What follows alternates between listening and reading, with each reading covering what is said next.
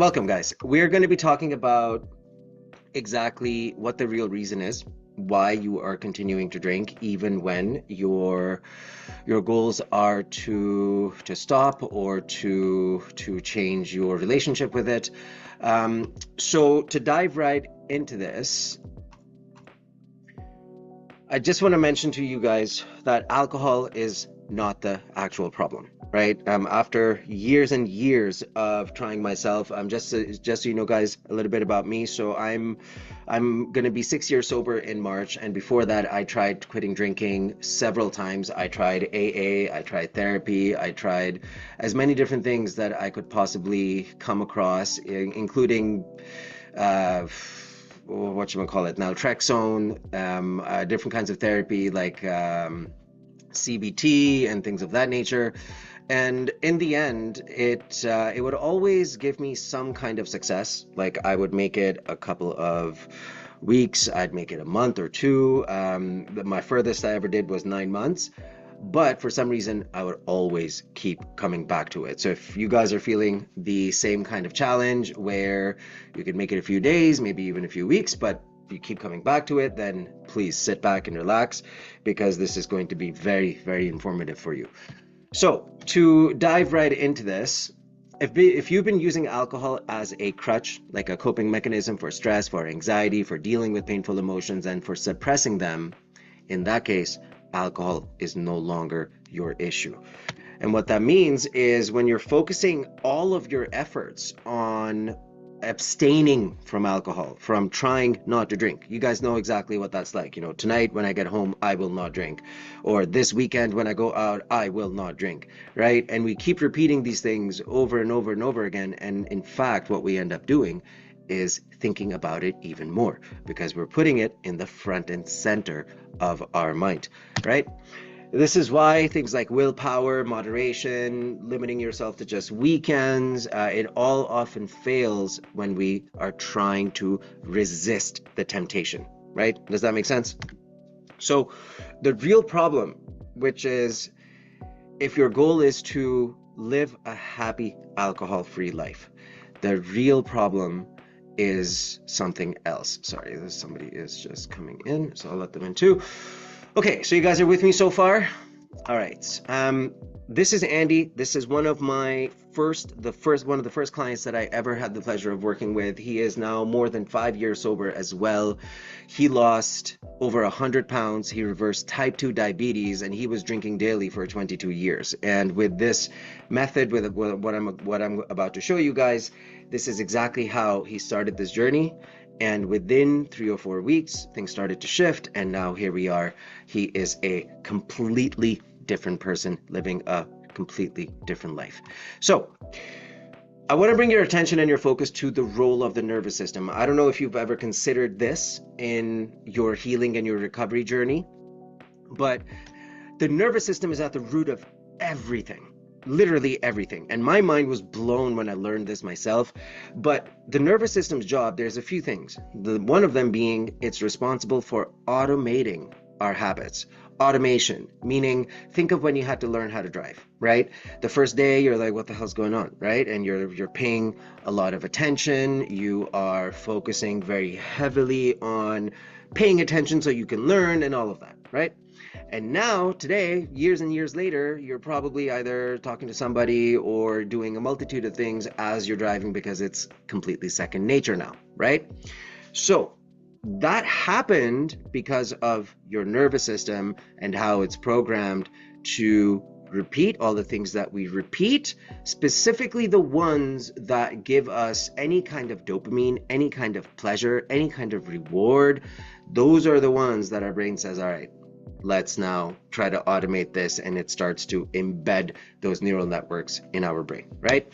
So as I mentioned, anything we enjoy doing repeatedly over and over and over and over again, think of all the habits that you have, right? And in your adult life, all of these are now becoming subconscious habits because they are completely automated. And this also includes the drinking habit, right? So the nervous system's job is that, or another one of his job, is that it's responsible for decoding information.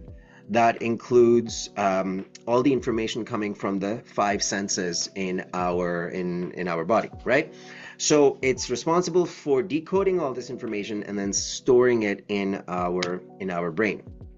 It's responsible for behavior, thoughts and feelings, perception, and sensation. So these are the five things, right?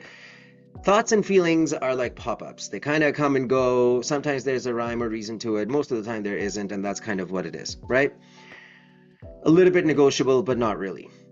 Sensation, 100% non-negotiable. Meaning if I take this lighter, turn it on, put my hand, I will feel the heat. That is a sensation. I cannot escape it. Perception is a little bit negotiable, right? So if I were to ask you, hey, how do the bottom of your feet feel right now? What happened? Your brain kind of went to the bottom of your feet, the surface that your feet are touching, right? So your perception is a little bit negotiable. The most negotiable, the most under our control is behavior. And that is why, because behavior is the only thing that we can reasonably control, especially, when habits become automated, behavior also becomes a little bit more out of our control. But in the context of what I'm explaining, behavior is the one that we have the most control over out of everything else.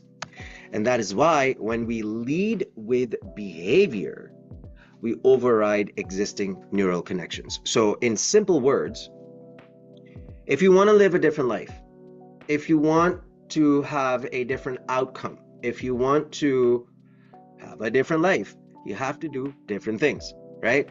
Those things cannot be the same things that you're doing now, because you have a life that you're living now full of, a complete set of habits, routine, lifestyle, perception, all of it. So we have to, in order to create new neural networks, new habits, new pathways, we have to lead with behavior. You don't have to dive into this too much right now, but just for the sake of understanding, are you guys with me so far? Do you kind of understand, okay, what the nervous system's job is, and sort of, how alcohol isn't really the big main problem, and how we all focus on just alcohol and avoiding alcohol, right? So there is one of the big problems that we overlook, that we make it all about the alcohol and ignore everything else, and that everything else is where all the magic is. So now I'm going to show you guys something absolutely incredible. This is from, where is it? From this book, Heal Your Nervous System. This is by Dr. Linnea Pasaler. This is one of the most incredible books that I have ever read in my life. It completely changed the entire game of the nervous system, and I realized that all of us, whether you drink once a week, whether you are using alcohol as a reward, whether you're using alcohol as a coping mechanism, whether there's a lot of pain and you're just not happy with your life, think about it, right? Like, how many of you guys are truly happy with exactly the way things are? I doubt that there's anyone in that room like that, right? So all of this is leading to how our nervous system ends up getting wired. And once it's wired, then it's working on automation. It's kind of out of our control, right?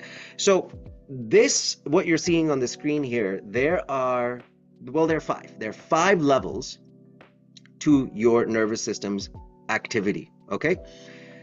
Blue, if you see here on the screen, blue is when your body feels calm and relaxed and your mind is more peaceful, serene. So think of like just waking up on a Sunday morning and your kids are all over you and you're like, yeah, life is great, right? Or not, or you're, recovering from Saturday night. I guess both things can be true. But you see the world as this peaceful sanctuary where everything is good and life is good. Perfect, no problems, right? That's your blue state. Your green state is where like you have a bit of a steady pulse. So think of when you are doing stuff that you know how to do, routine stuff, no stress, no pressure, kind of just making breakfast for your kids, right? Although that is a very stressful thing in my house. But the point is, there's different levels, right? So you have your blue state, you have your green state where you're a bit focused, you're also relaxed, things are good. And the world, you see the world as more of like a place of opportunity where challenges are manageable and you can kind of do this and you're in a good place. Then we have the yellow state, right? Quickened pulse, chest breathing, muscle tension, heightened stress, and your mind is feeling anxious. You have ruminating thoughts. You're unconsciously feeling unsafe, and you're kind of like, I don't know what the hell's going on, right? And then you have the red state. Think of the red state: pounding heart, shallow breathing, muscle tension, sweating, and your mind is on high alert, fear-driven, threat-focused, hypervigilant, right? Now, I want you to take a pause and go back to, let's say, last month. How much of your time, your wakeful time, is being spent in the yellow and red states? I'm not talking about drinking. I'm just talking about in general. Okay? Whether you had a bottle last night when you only wanted a glass and now you're a little bit tired or whatever, but when you wake up, right? When you start your day, what kind of emotions are present? What kind of state are you putting yourself into? Especially if your habit is waking up, turning over, turning on the phone, now there's blue light coming right at your face, and now you're skimming through your emails. You're like, okay, now I have to do this, I have to do that. Okay, gotta get out, gotta do this, gotta do that. Immediately, you go from blue to either yellow or a red state. How much of your day, whether you're working and then you come home and then you have to deal with kids and all of that, among all of your entire day, what percentage of the wakeful time are you spending in a red or a yellow state? Because the big problem with this, and I'll show you guys how alcohol is related to this and how deeply it is. But the point that I'm trying to make here is your nervous system has different levels. And the reason why it has different levels is because we're meant to experience each and every one of these levels. So just because you experience a red state or a yellow state doesn't mean there's anything wrong with you. It's supposed to be that way. The difference is, how long do you stay stuck in one state, specifically the red or the yellow state? Meaning, how inflexible has your nervous system become? Meaning, I'll give you an example. Let's say you walk into your office, by 10 o'clock you have a meeting, 10 a.m. the meeting doesn't go good, and you're like, oh, I hate my boss, I hate this, I hate my life, oh my God, I hate this job, can't wait to get out of here, right? And you leave with those thoughts. In that moment, what's happening? You're in a red state, you're in a red state. Now, it's okay to be in that state, but if you come back to your desk, let's say, take a few deep breaths, shake it off, and start your day, or get back to your things, that might help you bring you down from the red to a yellow or a green state for now. But if you're just fuming, and if you're just not able to let it go, it's constantly on your mind, like you're so distracted you can't even work properly, and now you brought this entire thing home with you, and on the way you're like, you know what, fuck it, I need a bottle of wine today, I don't give a shit, like this sucks, it happened, right? And you're having this mental commentary. This whole time you've been stuck in the red state, this whole time. And therein lies the biggest problem: inflexible, dysregulated nervous systems. And now I'm going to walk you guys through exactly what this means for you and how we use breathwork and meditation and all of these tools to go from where you are now to a happy, thriving, alcohol-free place in your life. Okay, also, I always forget this, but there's also a purple state. So the purple state is euphoria. Like, whoa, something happens that's so insane that you're on cloud freaking nine. That is also a purple state. Or something so horrible happens, like a tragedy or, war, or something crazy happens where you're just like, whoa, holy shit. Like, most recent example, the whole Charlie Kirk thing, irrespective of whatever side you stand on. Yes, of course, he's a controversial human being. I get it. But he was only 31. He shouldn't have just died like that, right? That's the sad thing. Regardless of whatever kind of person he was, he's still a dad to two little girls. Anyways, point is, shit happens. And I was depressed for like a day or two after when that happened. I just had a baby myself. She's 5 months old, right? So I was feeling all the feels. So I was in the purple state for a little while myself. So these are the 5 different states, okay? Hope you guys are clear. If you have any questions, drop them in the chat. We'll have a Q&A after this as well.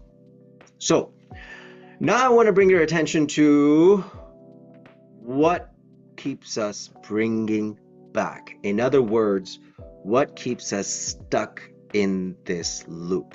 What is this loop that I'm talking about?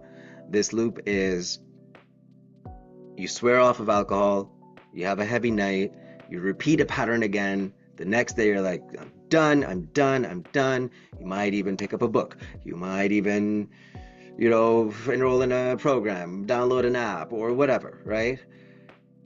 And then you're motivated, you take a step, a day, two, and then something happens and the loop starts again. Or the standard loop, which is I'm not going to drink today in the morning at 9 a.m. as you're going to work. By the time you're coming home, it's 4:30. You're like, ah, shit, I got to do this tomorrow. Today I need a drink. I don't care, right? What is that? What is that? That is the loop. That is your nervous system being wired to feel a certain thing, to think a certain thing at a certain time based on the environment that you are in. That's neuroscience. Cannot escape it, right? So the biggest one, stress from work and life. I feel like everybody drinks at least once or twice a week just because they are stressed out, and rightly so. It's a stressful world we live in, right? The habit of using alcohol to unwind after a long day, the witching hour.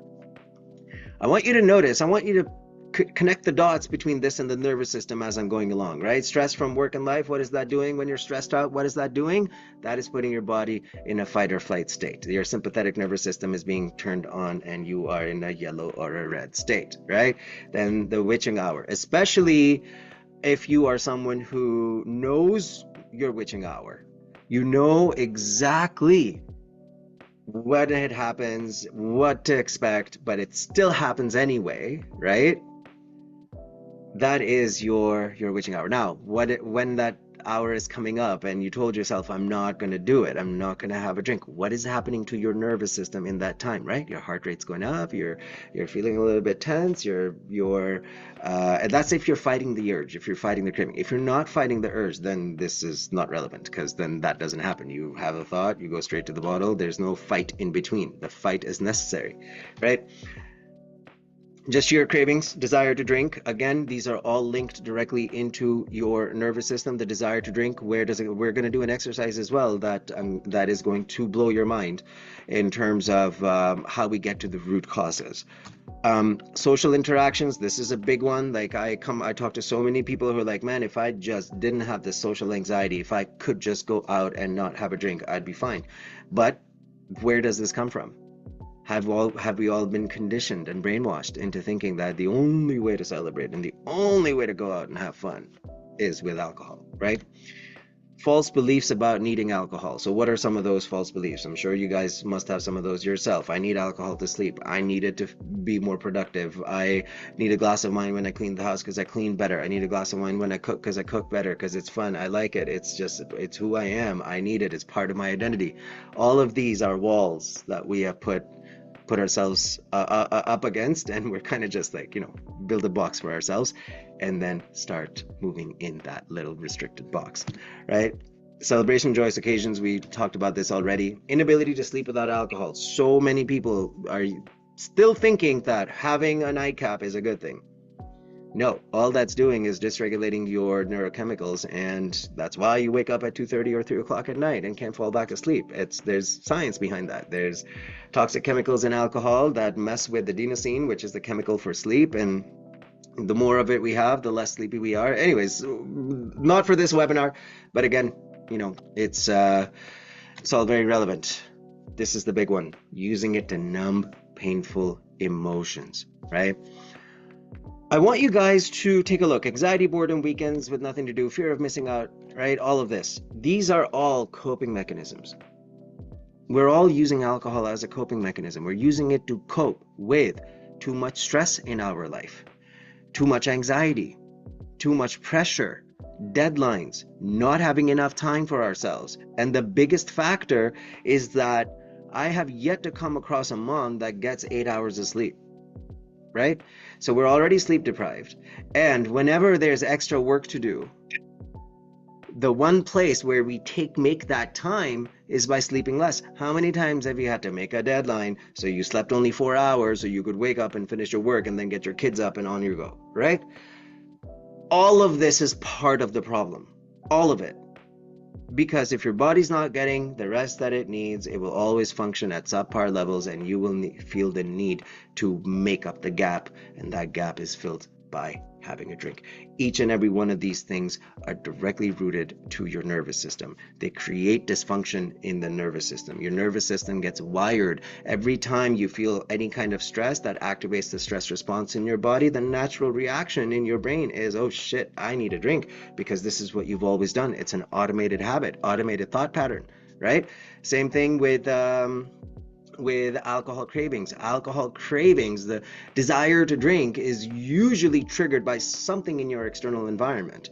And the problem is, because we don't even think about them, we don't even focus on them, we end up just completely ignoring them, right? But not anymore. So I want to introduce you guys to Kelly.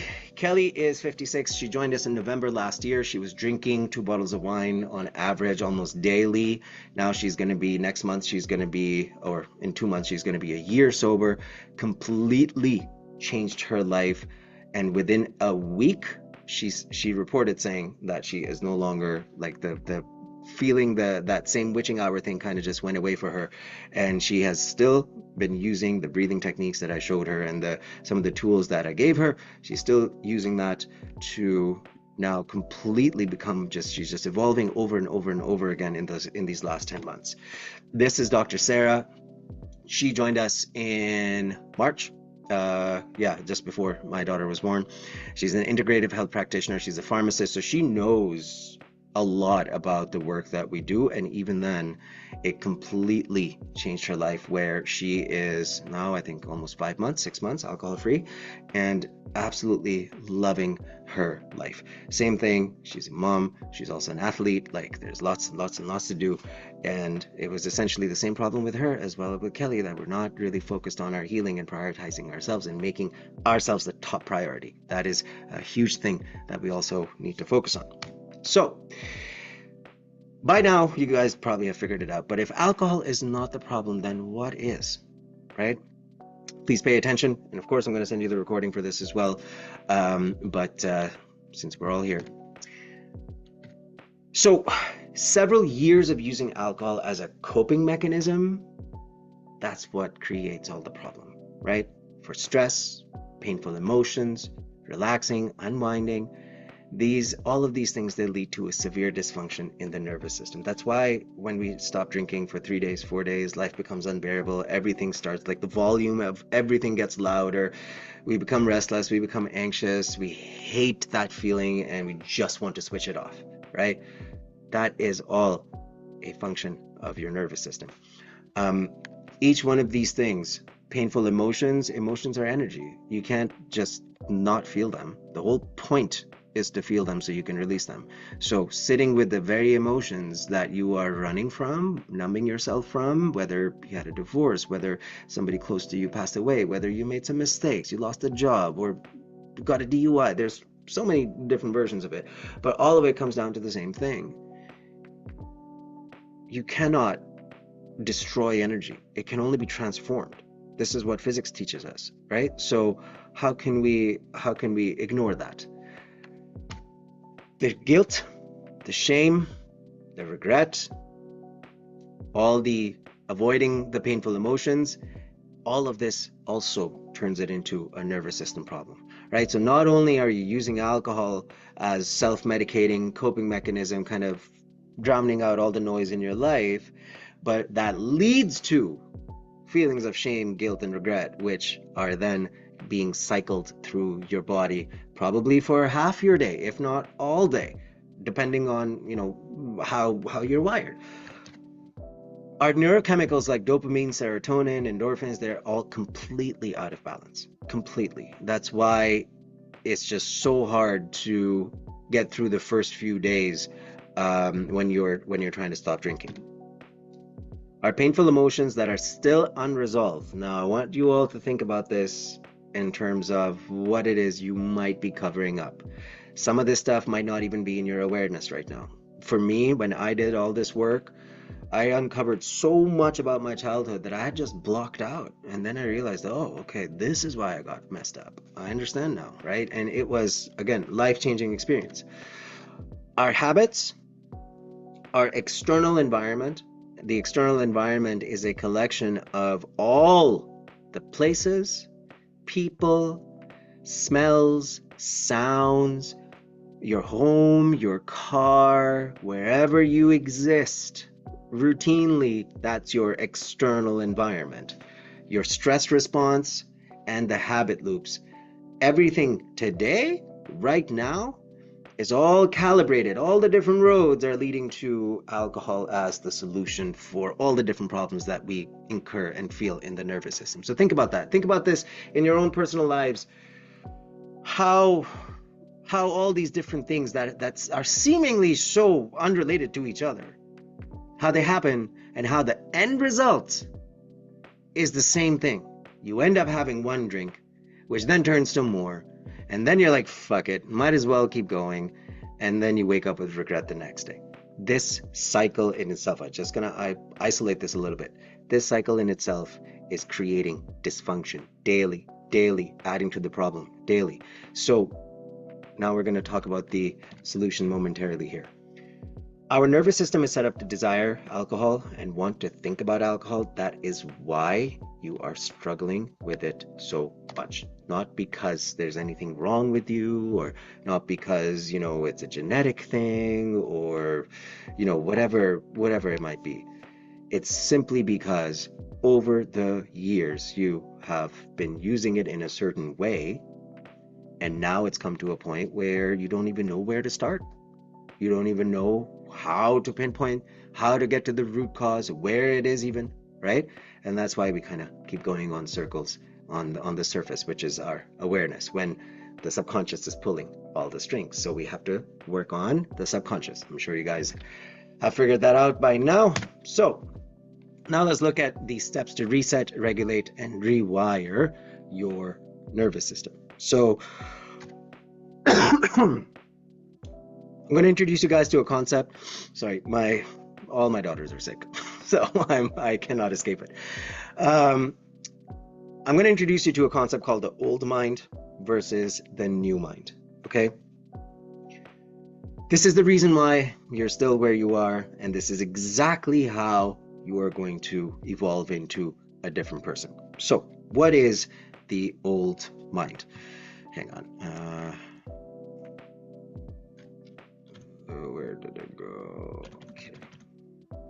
Never mind. So, what is the old mind? The old mind is the version of you that is established today, the identity, who you are, who you think you are, how you handle problems, how you approach decisions, and everything in between. That is the old mind, which is addicted to the familiar.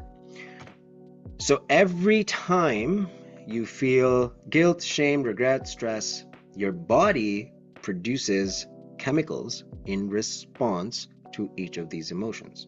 Okay? There's different kinds of neurochemicals. And then, due to how long those chemical cocktails live in our bloodstream, your body becomes hooked to those chemicals, to those feelings. So let me zoom out a little bit. We talked about this loop just now, right? Each time this loop happens where you told yourself in the morning you're not going to do it, and then you fight with yourself a little bit, and then in the end you're like, shit, okay, I'll just have one glass. You started like that. By the time you have the second and the third and the fourth, and the same pattern starts to repeat itself. Then you wake up the next day, and not even the next day, while you are still drinking, notice what kind of emotions are present, and then notice if it's the same kind of emotion, same kind of talk track in your mind, same kind of rumination, same kind of everything as you are drinking. And then the next day you wake up, you're hungover, you're tired, and you're like, oh shit, I did it again. All those, the shame, the guilt, the regret, all of this. If that happens, your body gets flooded with chemicals. The chemicals are there. Now it's starting to feel a little bit more familiar, even though you don't like it, but it's familiar, right? Now, 2 days go by, 3 days go by. You haven't had a drink. You haven't felt any guilt, any shame, any regret, things of that nature. Your body then starts to say, the old mind then goes, yo, where are those chemicals? And that's kind of how it starts. It's deeply within, embedded within your body. So your old mind, in a nutshell, is the mind frame that you have, that you've been operating through in your life with. And the consequences of how you operate in that mindset, which then leads to various emotions, and those emotions lead to various chemicals. And because we keep repeating that pattern, and because of how much repetition it gets, remember, going back to the original thing in the nervous system where it's wired to automate the things that we do again and again and again. It doesn't discriminate. It's just wired to do that again and again and automate that process. So your body right now, if you find it hard to even think about life without alcohol, right? If you find it hard to even consider an alternative, where the moment you think about drinking, you immediately go, but how will I go out and have fun? What am I going to do on Thursdays when you go out for bowling? Or like, how am I going to, how am I going to watch my shows after? What am I going to do after the kids go to bed, right? All of these things come up and you kind of just stop there. And you're like, shit, okay, I guess it's not going to happen now because look at all these problems I would have otherwise. And we just stop there, right? This is also a defense mechanism from our old mind, right? So the cycle of having an emotion, chemical release leads to a craving, the craving leads to repeated behavior. So this is what I mean when I say you're wired right now to do a certain thing, and that certain thing is to have a drink at various stages, various triggers. And now we have understood what the old mind is. The body doesn't care if the emotion is painful, it just craves what it knows, right? So this is why we are stuck in the same loop now. The new mind, what is the alternative, right? So the new mind is whatever prompted you to click on my thing and join this webinar, make time in your day to show up and all that. That is the new mind, right? Every time you think about doing something about the biggest problem of your life, I can only imagine, I can only assume, right? You think about it, you maybe take a step or two, you look at a website, you review, or even you book a call with somebody and try to find out, okay, like what's the, how might your solution work for me or whatever. Every time you do that, that's the new mind. But the old mind is strong. So we struggle to break the pattern. And that is exactly what we need to do. We need to break those patterns. And the new mind is all about creating freedom, right? What that means is that is what you are doing when you are breaking free from those old chemical loops. And practicality, what that feels like is that short moment when, let's say, you have been thinking about drinking and you park your car in front of the liquor store. But before you leave, you have this one brief moment. Should I do this? Should I be doing this? Fuck, man. I shouldn't be doing this. It's been 7 days. It's been 6 days. God damn it. Right? That's your new mind trying to fight, trying to come out. But from everything within your body is like, no, it's okay. It's okay. It's okay. Problem with that is dopamine is a function of anticipation of a reward, not the reward itself. In other words, in the same example, let's say by 2 o'clock at your office, you're like, I am definitely having a drink tonight. I don't care what. And then you're thinking about it, you're thinking about it, you're thinking about it, you're thinking about it. And as soon as you decide, okay, you know what? I'm going to do it. In that moment, dopamine gets released. When you have decided that, yes, I'm going to do it, and then you can almost feel it when you get home, you're going to pour that first glass. Dopamine didn't get released then. It got released when you said yes, and when you finally gave in and said, okay, I'm going to do it. That's when dopamine gets released. It becomes significantly harder to do anything after that point. Ask yourself this: how many times have you struggled with it, finally gave in, and then tried to say no? And how many of those times was actually successful, right? So, breath work, which is what we do, breath work is what interrupts the stress response and brings your nervous system back into balance. Yes, just your breath. Now, we do it in a targeted way. There's a lot of technique and skill to it, but the faculty that you're using is your lungs and your nervous system, right? In this calmer state, right? So remember the nervous system elevator? All that needs to happen in that state is when you're in a red state and you're freaking out, or when you're feeling overwhelmed and the urge to drink is very strong, what needs to happen, doesn't matter how it happens, what needs to happen is the nervous system needs to go from the red state all the way down to a green or a blue state. If you can swing that urge to drink, 9 out of 10 times you're going to be like, oh, fuck it, I don't need this. I'm good. I don't need it. Because internally you are feeling different. And think about it. Each time you are wanting to have a drink or thinking about it, is it really the drink that you're after, or is it more about changing your internal state? Think about that. How much of your desire to drink is about changing your internal state? And what if there was another way for you to achieve the same state? The problem is, it takes 10 minutes from starting to activate your parasympathetic nervous system. Your sympathetic nervous system is designed to activate like this. So all the nerves that are linked to the sympathetic nervous system, they all plug into the spine, right? The spine allows, because it's connected directly to the spine, the immobilization happens very quickly.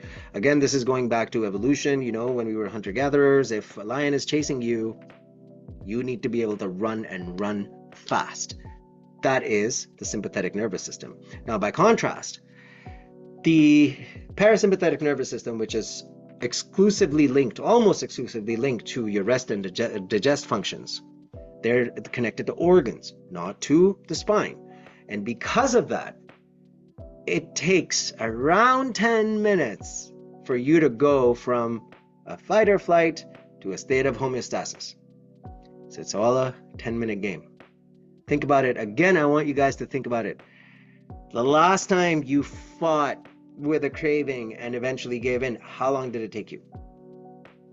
Was it a matter of 10 minutes? From the moment you're like, oh shit, I shouldn't do this, I don't want to do this, I don't want to drink today, to, okay, fine, fuck, I guess I'll just have one.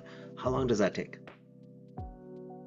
Because there is another way for you guys to change your internal state and interrupt those patterns at the same time.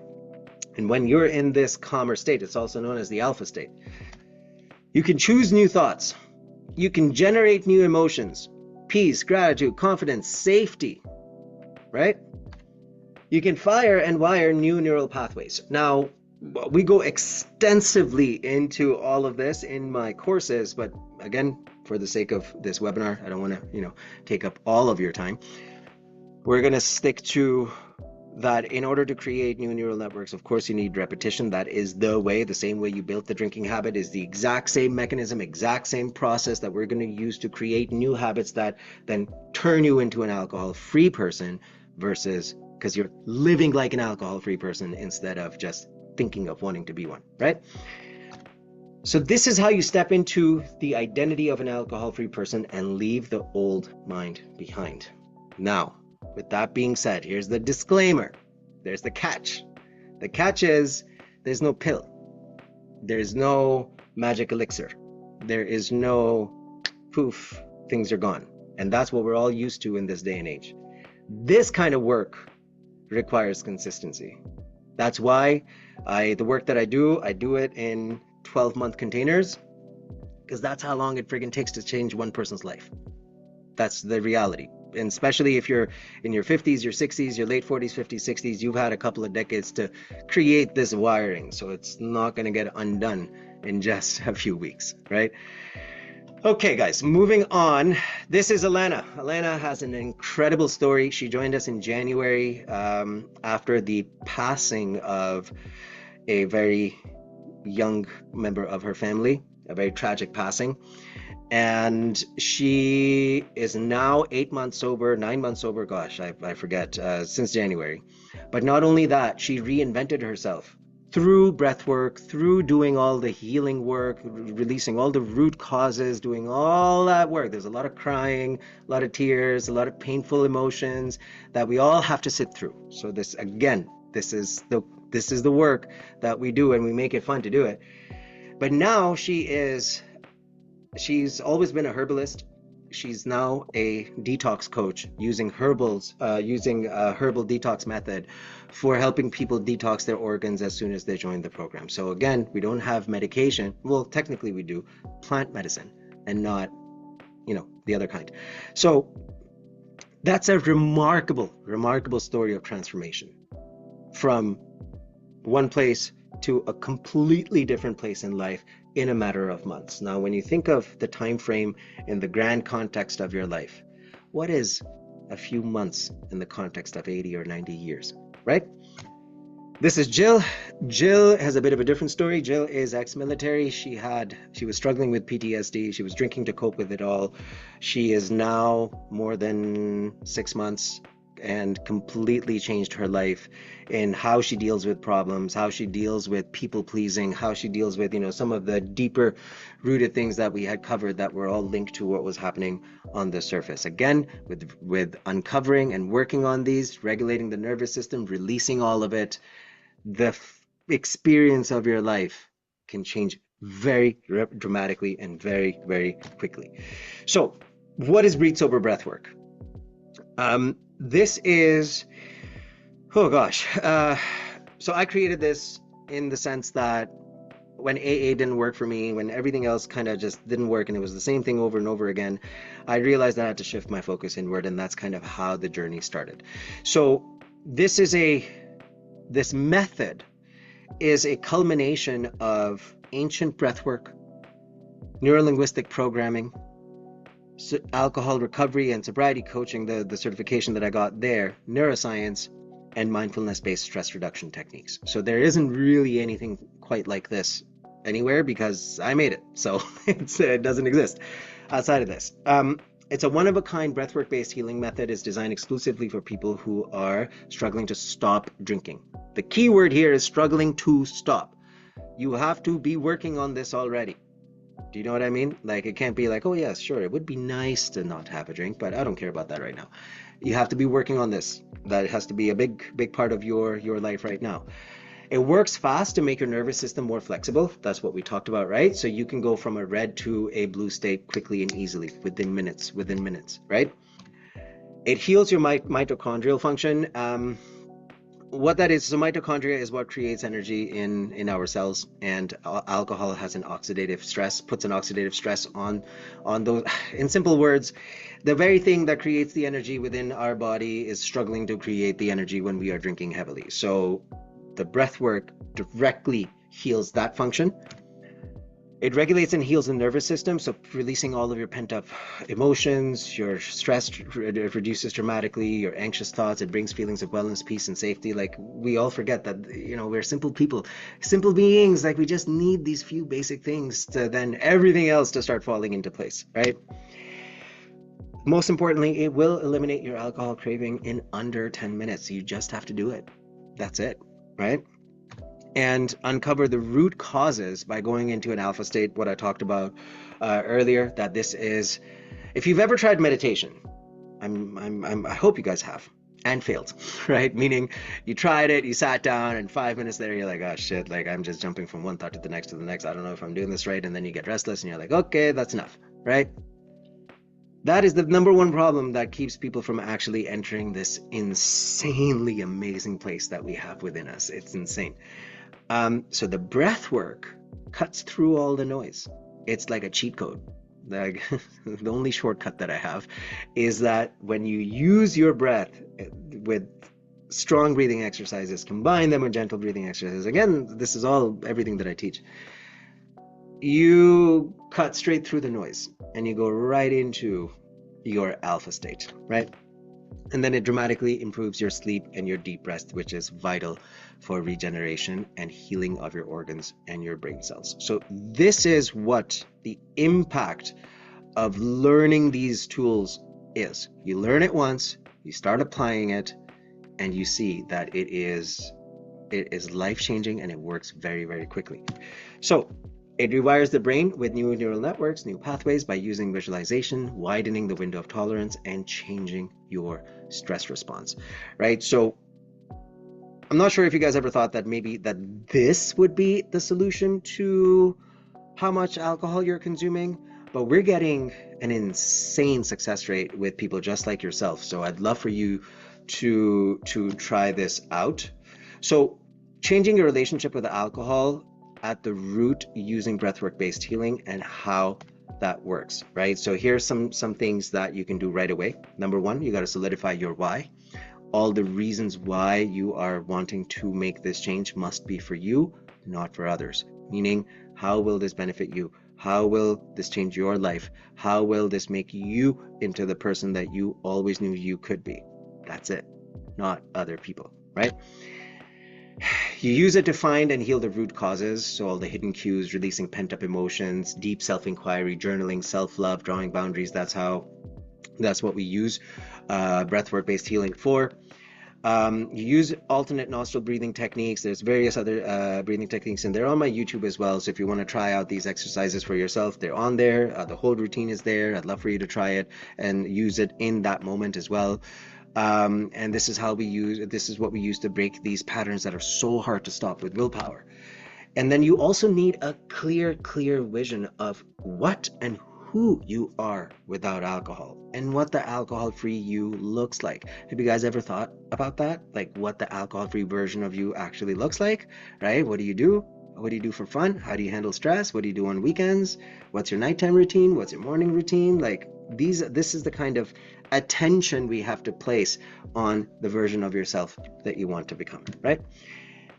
We practice breathwork and meditation to activate the third eye and then visualize this person every single morning. This is crucial. You have to embody the energy of what it will feel like after you have completed your mission, so to speak. Let's say your goal is to be 6 months sober. Okay, what will it feel like?